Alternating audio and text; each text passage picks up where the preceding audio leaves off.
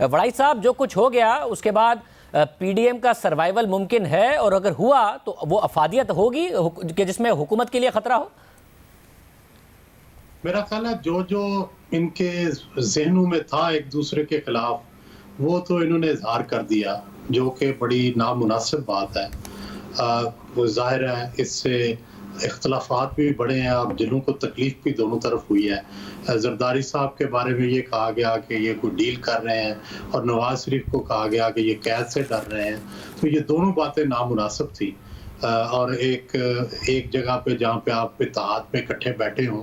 اس طرح کے شکوک و شبہات کا جب اظہار کیا جائے تو ظاہر ہے دل جو ہے خراب ہو جاتا ہے۔ لیکن اس کے باوجود میں سمجھتا ہوں یہ دونوں پولیٹیکل پارٹیز چونکہ بڑی لمبے عرصے سے سیاست کر رہی ہیں، تو اس لیے ان کے اندر یہ صلاحیت موجود ہے کہ یہ اس کے باوجود بھی ساتھ چلتی رہیں گی۔ یہ اگر ایک دھاگے جیسا بھی ان کے درمیان تعلق رہے گا تو یہ اس کو بھی، دھاگے کو بھی ٹوٹنے نہیں دیں گے۔ تو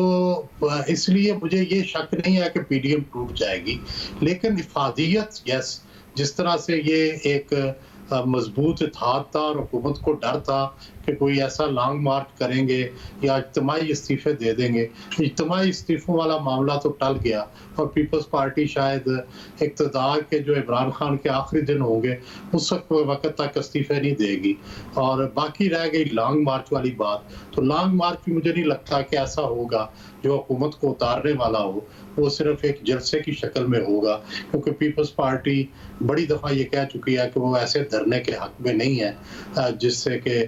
کوئی دارالحکومت محصور ہو جائے۔ تو یہ وہ باتیں ہیں جس کے بعد اتحاد تو رہے گا، لیکن حکومت کو خطرے والی بات یا اس اتحاد سے حکومت کو گرانے والی بات وہ فی الحال نظر نہیں آتی، محض سوائے کہ نو کانفیڈنس یا کوئی اس طرح کی موو مل کے یہ بنائیں یا کسی نئے چیز پر اتفاق رائے ہو جائے۔ واصف صاحب، آپ کو کیا لگتا ہے پی ڈی ایم کا مستقبل میں وجود اور افادیت کیا نظر آ رہا ہے آپ کو؟ شکریہ شاہ زیب صاحب۔ دیکھیے، میرے خیال میں پی ڈی ایم کا جو جتنا اس نے مؤثر ہونا تھا وہ ہو چکی ہے، اور اس وقت جہاں پہ معاملات کھڑے ہیں اس سے یہ لگتا یہ ہے کہ اس بات کا تو امکان ہے کہ جو یہ اتحاد ہے یہ برقرار رہے، لیکن اس کا جو اثر ہے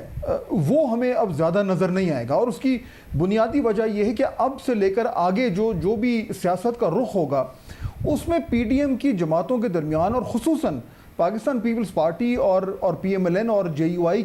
کے درمیان کوئی مجھے کامن ایجنڈا نظر نہیں آ رہا۔ جو حکمت عملی ہے وہ یہاں تک تو ان کے آپس میں ملتی تھی کہ جی پارلیمنٹ کے ذریعے ہم گورنمنٹ کو کسی طریقے سے گرائیں، یا نمبر اس طریقے سے پیدا کریں، یا ڈیفیکشنز جو ہیں وہ پیدا کریں کہ اس سے گورنمنٹ جو ہے وہ لڑکھڑانا شروع ہو جائے۔ لیکن جب سے گورنمنٹ کو ووٹ آف کانفیڈنس بھی مل گیا، جیسے بھی ملا، اور سینٹ میں چیئرمین بھی الیکٹ کر لیا اور ڈپٹی چیئرمین بھی، تو اس کے بعد اب نمبرز گیم کے لیے میں فی الحال کو ایمفسائز کر رہا ہوں شاہ زیب صاحب، فی الحال گورنمنٹ سیف ہے۔ تو اسٹریٹ کے لیے پی ایم ایل این اس ٹائم ریڈی نہیں ہے، اور پیپلز پارٹی تو بالکل بھی ریڈی نہیں ہے۔ تو مجھے لگتا نہیں کہ ان کے پاس کوئی کامن گراؤنڈ ہے۔